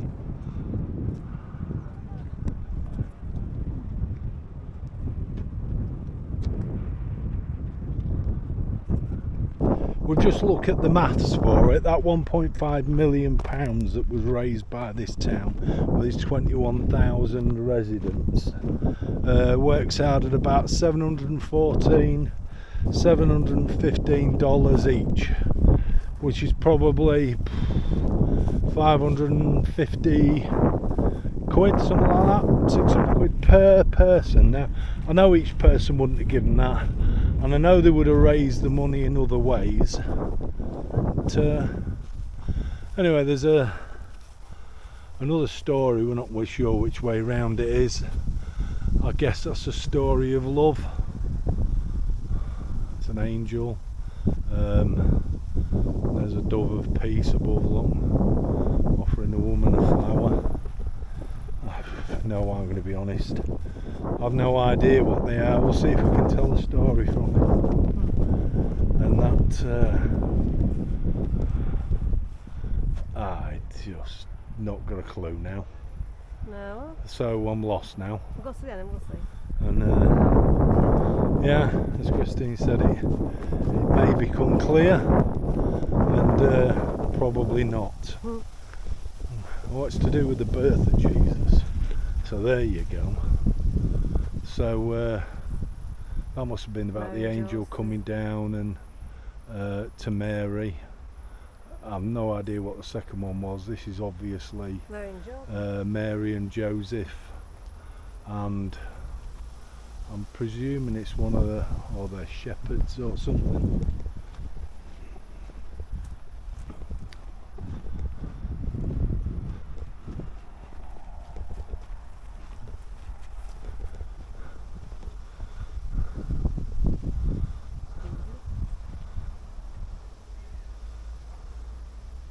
There's that dove of peace again.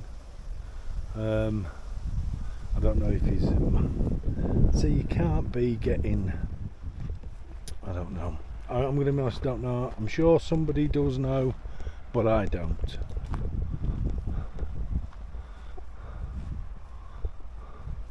When Jesus is a child, you're a child. Yeah, it's Jesus growing up, isn't it? Well, we don't know what each of the... well, that's him getting baptised. I do know that one. So that's Jesus and Moses. Is it Moses? No, who's the guy that was in the lake, the river? No, it's not Moses, is it? That does the baptism. John the Baptist. Considering Christine's the one with all the churchy going knowledge, and we're not doing very well there. So I'm not sure what Jesus is doing for this lad. Is he turning water to wine? Don't know.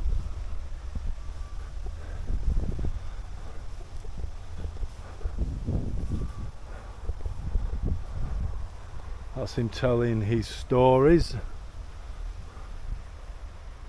to the people. 3, 4, 5, 6, 7, 8, 9.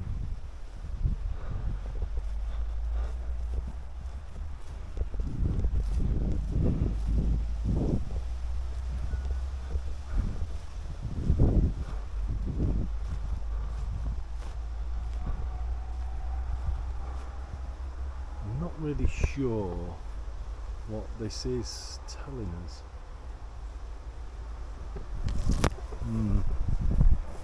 It's obviously about Jesus' life from his birth.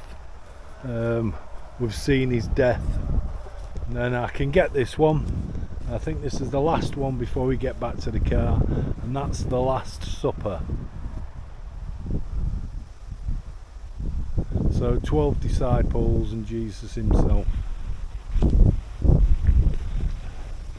And then the ones going around the Jesus statue on the way up tell the story of his death. So there's the story of his life, followed by the story of his death. Yeah, one last look at him. He's cool, isn't he? Yeah, good statue. 2010 we think that was made or built. It's probably our last night in Poland. We're on this campsite for the night, and then we're heading north for the I can't remember what they call it now. Forest of bent trees, something like that. Anyway, this is where we are. So got water, electric. There should be black emptying somewhere. I'll have to find that. But this should be our last night.